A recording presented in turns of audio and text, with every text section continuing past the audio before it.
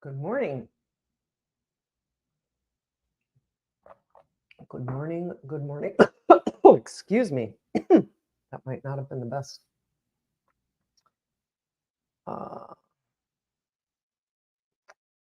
okay. So this morning, first of all, hello. It's been a while. I know. I was quite sick for much of December. And then I took the holidays. I took the holidays off. I'm gonna make sure I put my phone on do not disturb here for a bit. And so I haven't been live. So I've missed you. And I'm not sure if you've missed me. Today, I want to share a story about something that happened over the holidays. I went to the Trans Siberian Orchestra concert. Loved it. Loved it. I had not been there. It was my Christmas and birthday and Christmas present from my husband. And I was so looking forward to it. And the house goes dark. The house lights go down in the arena, and the concert starts. And it's the first half of the whole event is a story. And the woman in front of me was recording the whole thing. And normally stuff like that doesn't bother me. People record, they'll record for a while, they'll stop, they'll record a song, they'll stop. She was recording it all. And I ended up kind of putting my hands up like this to block it because her phone was so bright. It was actually very distracting to the rest of the event. And as I'm holding my hands up there, my husband is like, "Is that bothering you?" And I said, "Kind of." I said, "But, I'm putting my hands up. It's not it's not too bad." Well, he decided he was going to say something. And he says, "Could you turn the brightness down on that?" And he might have said it, a little bit snarky. And the woman immediately looked back and said, "No." And then she did turn her phone off and got very angry, very upset, would not put her hand up when her husband tried to comfort her. And she was crying. And I bent over and I said, "I don't mind if you record, if you could just turn the brightness down on your phone." And she just put her hand up and she scooted forward in her seat. She crossed her arms, fidgeted, went back and forth, and she was so irritated. She was so angry. She was so upset. She was so upset for I'm not kidding you, probably a good 30 minutes. She wouldn't let her husband comfort her for quite a while. She was letting it ruin her complete experience. I didn't ask her to stop recording. All we asked was for her to turn the brightness down on the phone because it was really, really bright. And there were other people recording and you couldn't, it wasn't anywhere near as bright as her phone. Now, I chose to just send her love and send her, energy. I knew if I tried to say anything else, because when I did say that I didn't mind if she recorded, she just really didn't want to talk to me, didn't want to listen to me. And finally, her husband convinced her. She did end up taking a couple of photos. She didn't record any further. She did end up taking one or two more photos, but then her husband kept looking. I could see him looking up to another part of the arena, and he convinced her to move. And when she got up, I didn't hear exactly what she said, but she said something to the effect of us ruining her experience. Now, I made a conscious choice that was not going to ruin my experience. And I continued to have a great time. Made sure the brightness on my phone was turned down. And I took a few photos. I took a couple very short videos. And I just had an awesome time. That was my choice. I was not going to let her reaction or her upsetness or her situation upset me. And, maybe my husband was a little snarky when he asked her to turn the brightness down. And I tried to be kind and loving. And I just energetically sent her all sorts of love. I don't know what was going on. I don't know if she had vision problems. And so because she was literally looking at the phone while she was recording. So I don't know if she maybe had vision problems. And I don't know what was going on and why she felt she wanted or needed to record the whole thing. Maybe she was, knew someone in the performance. I don't know. But it really got me thinking about what pisses us off. And, so think about that. I want you to think a little bit about what pisses you off. What are things where you react and even someone trying to comfort you is like, leave me alone. I'm just going to be in a pissed off. I'm pissed off. And it might be when people are late. If you're going somewhere and you're trying to get there on time and somebody coming with you is late, or maybe it's lateness at work. People come to work late, or they come to meetings late, or they're late with assignments or deliverables. Or maybe it's when people ignore your input. You share something and they just keep going and act like you didn't even say anything. Or maybe while you're driving and the person in front of you isn't going fast enough, or the person in front of you isn't using their blinker when they're cutting in front of you. Someone cuts you off, or at home, your significant other puts dishes on top of the counter on the dishwasher rather than in the dishwasher. That's a good one for me. The clothes don't get put away. The TV's too loud. Or another one of my situations is the TV's on, and then my husband is listening to reels on his phone. Well, he got a new pair of headphones, so I think I've resolved that challenge. Or someone just leaving, not enough milk or creamer for a bowl of cereal or your coffee, and not, making any kind of statement about that it's almost gone and we need more kind of thing. I want to talk a little bit just for a few minutes here about choice. And in all of those situations, we have choice. However, we get into a pattern, we get into a habit of reaction. Those reactions, that woman's reaction was a habit. She was somehow, and even her husband kind of gave my daughter, because her husband was more in front of my daughter and her boyfriend, and said sorry, like this seems to happen a lot or something. I don't know, but he apologized, and so he didn't feel like we did really anything wrong, it seemed. But anyway, we always have a choice. She chose to be very upset for the rest of that whole event.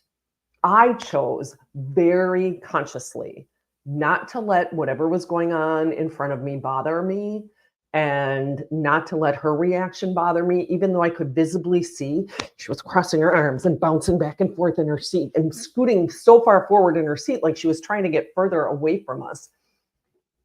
But I had a great time.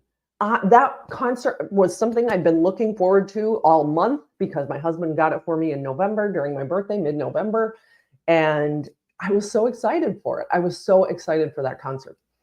And so I had a choice. We always have a choice.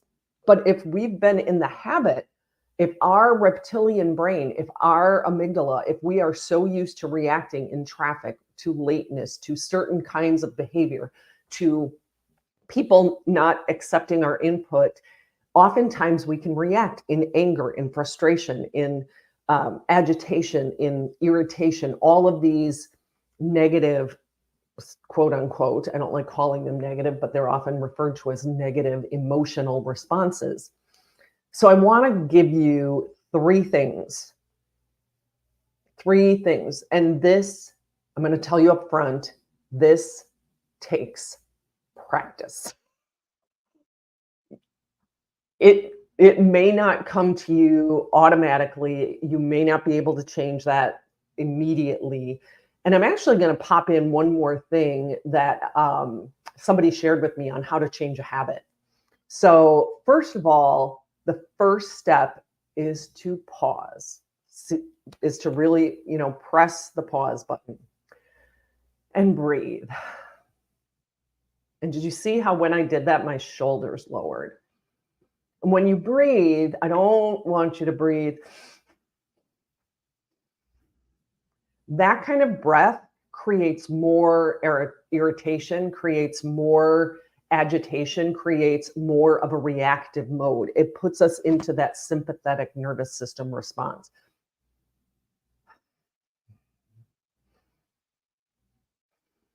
See if you can breathe by expanding your rib cage front and back and side to side. Take a few breaths. Try to slow the pace of your breath.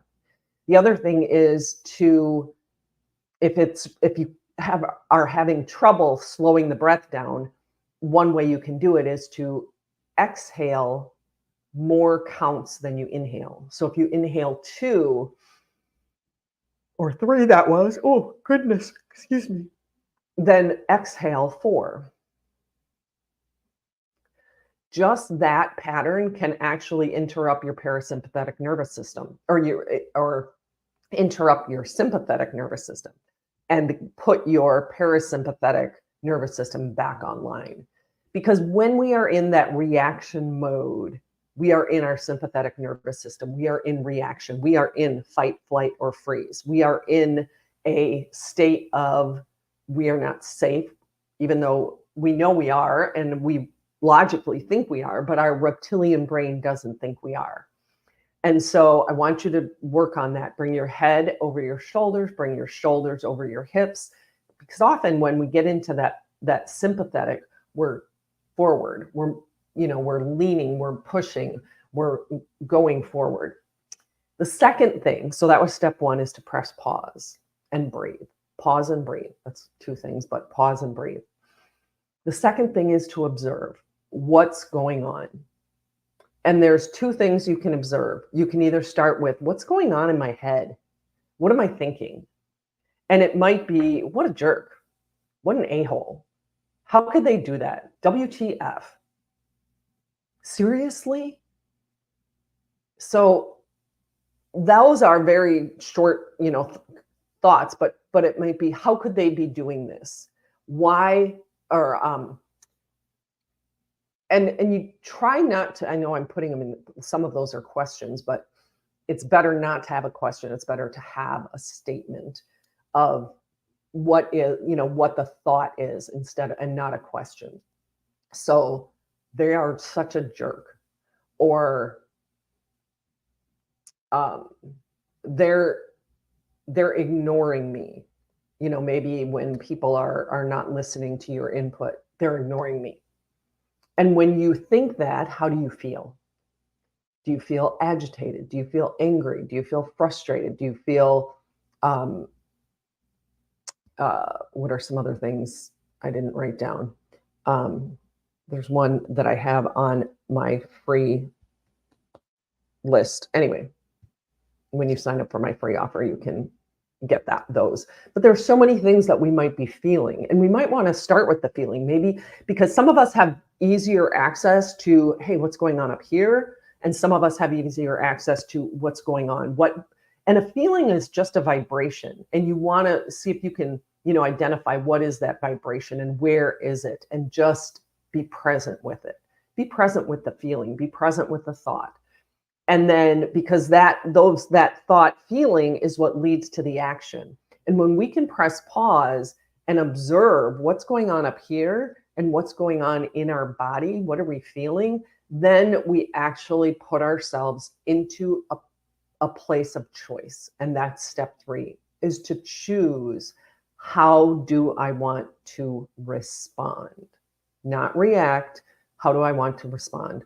And think about the impact that you want to have.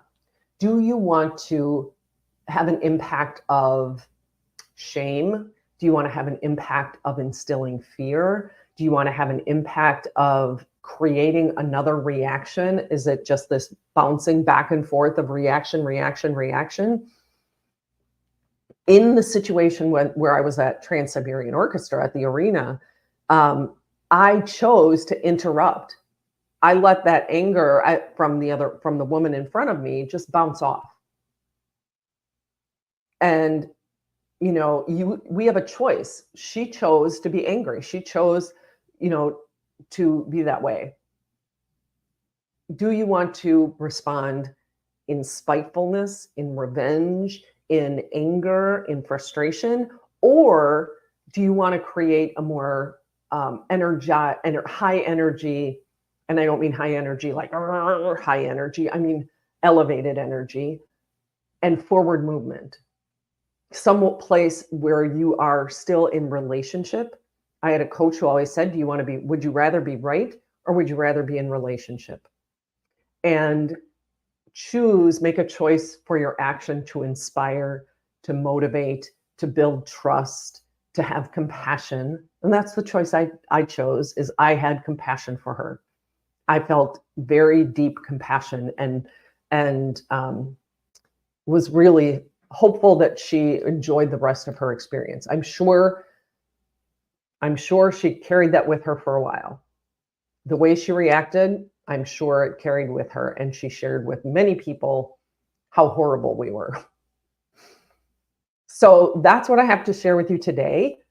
What pisses you off? Maybe do some journaling on that. What are some things that really set you into that mode of anger, frustration, spitefulness, shaming others? What are some things that set you into that direction? And how can you press pause? How can you observe what's going on here, what's going on in your body, and how can you then, once you press pause, you've observed what you're thinking, what you're feeling, and what actions that would lead to if you stayed on that path, and then make a conscious choice.